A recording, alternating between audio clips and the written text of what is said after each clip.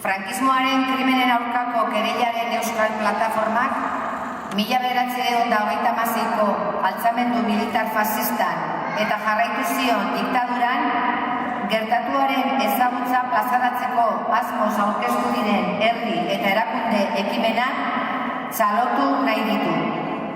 Oroitza eta onarpenaren ekimen guzti hauek beharrezkoak izanik, egia eta justizia ere derrigorrezkoak dira. Gaur egun, Estatu Espainiarrean nagusi den inpunitatea nekeri gabe salatuko du.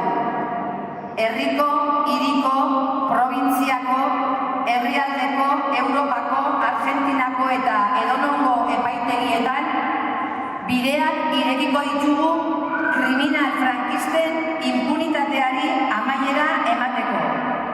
Eta Estatu Espainiarrak betetzean giza eskubideen nazioarteko legediari begirunea erakutz diezaion. Ta frankismoaren biktima guztiak aintzakotzat argitzan. Beldur barik eta ausart, burujabe eta baldintzatuak izan gabe egin behar dugu aurrera.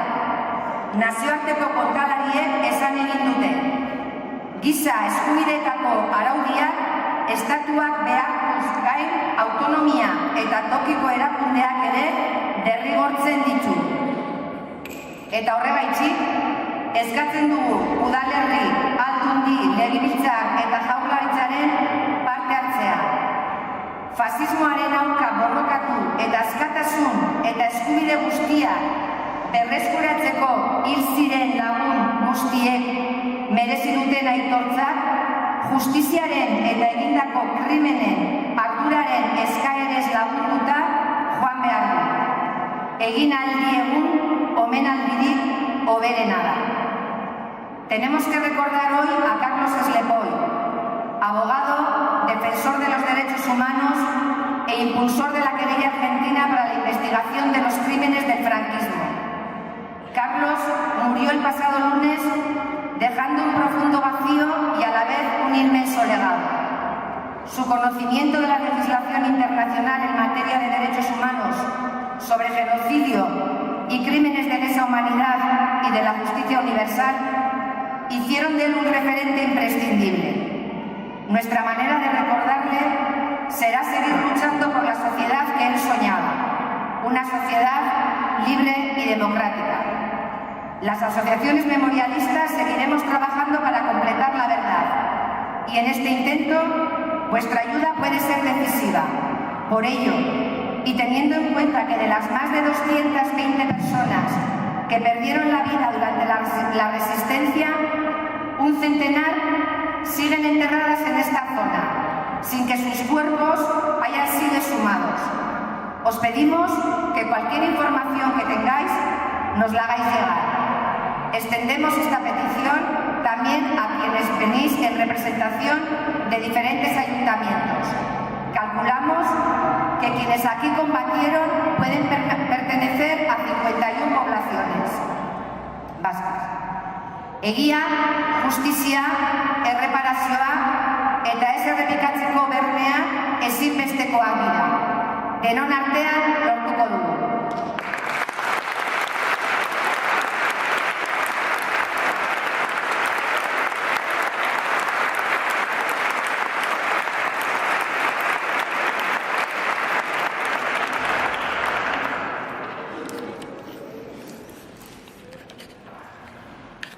Eskerrik asko, danoi gaur etorri da autoia gula betetzeatik biktima elgetarrak omentzenatik.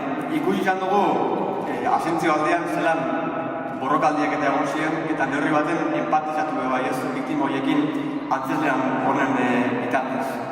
7 hilabetez oztopatu zaneldetan gudaroste fasistan aurrerapen. Apirilean 20-tik 23 molan erasoaldiek porrota besteik ez zuen ezagutu elgetek buruntan. Apirilean 24 urtea, elgeta inkuratu eta atzetik eraso eginda, frankistak elgetan lortzea sartu zen. Azkenengo hilabete horrek eta molan erasoaldia oso gogorrak izan zen. Idea bat iteko, rekreazioak hortarako balio da. Oso erasoaldi gogorrak izan zen. Hala eta guztiz, apirilan 24 aurrera elgetan gertatuko zanak beste dimensio bat hartzen. Agintari frankistek 2 eguneko epealdi bat, karta blanka bat eman ziren tropei, herrian nahi zuten guztia egiteko. Asko izan ziren lapurretak, salaketak, zigorrak, bortxaketak, erailketak. 36ko urrian lauan, Elgeta erresistentzian ikono bilakatu zen, eta elgetarrek larotik ordendu behar izan zen hori. 32. Gutxienez, 32 izan ziren, 36an eta 37an, fasismoak eraildako elgetarrak. Era ezberdinetan, leku desberdinetan, arrazoi desberdinak ziela tarteko. Batzuk, frentean, burukan ziren bitartean. Beste batzuk, herria bombardatzen euskoan. Beste batzuk, frankistak sartu orduko alde egiten saiatu eta bizkarretik tiro bat jasota. Esan nahi dut, gutxienez, 32 badiela, poliki zerrenda osatzen goiaz testigantza berriapen jasotzen dut, baina 32 zitorrek aipatu nahi dut ez. Andres Alberdi Astigarraga, Andresa Iriondo Etxabe, Angel Arantzeta, Arri eta Aseo abizenaz bakarrik ezagutzen dugun pertsona bat.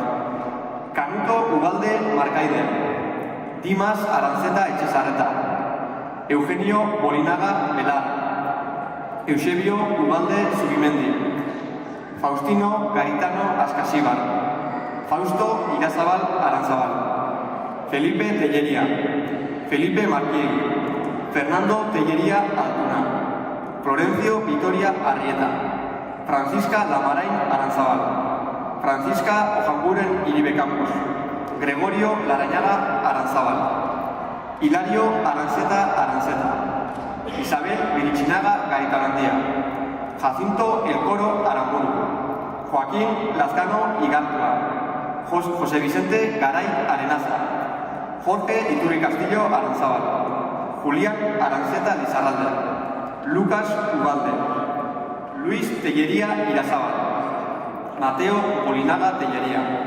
Martín Alberdi Urdain, Pablo Anzuategui Zubierrementeria, Pedro Tellería Askasibar, Pedro Anzuategui Zubierrementeria, Ubaldo Lamberri Goizueta eta Victorio Tellería Irazábal.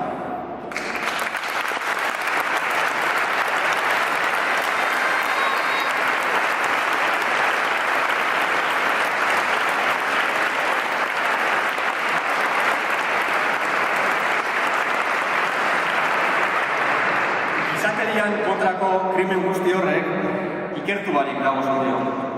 40 urtez goraipatuak izan dira, eta beste horren bestez isilaraziak. Ez hori bakarrik, asteak jakin izan dugu adibidez, Sanjurjo bera ohore militarrekin lurperatu izan dela, eta Espainiako Defentsa Ministerioko goikalkuak ere bertan izan dira. Ikusteko gaur egun ondio bezi impunidade bizi behar dugu, ez?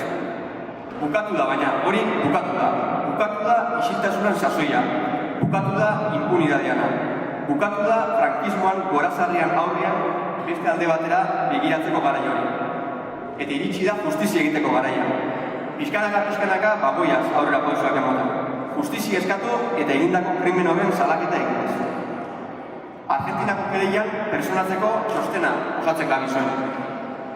Asko dia bide lagundako duzen elkarte, herri, biktima eta abarrak.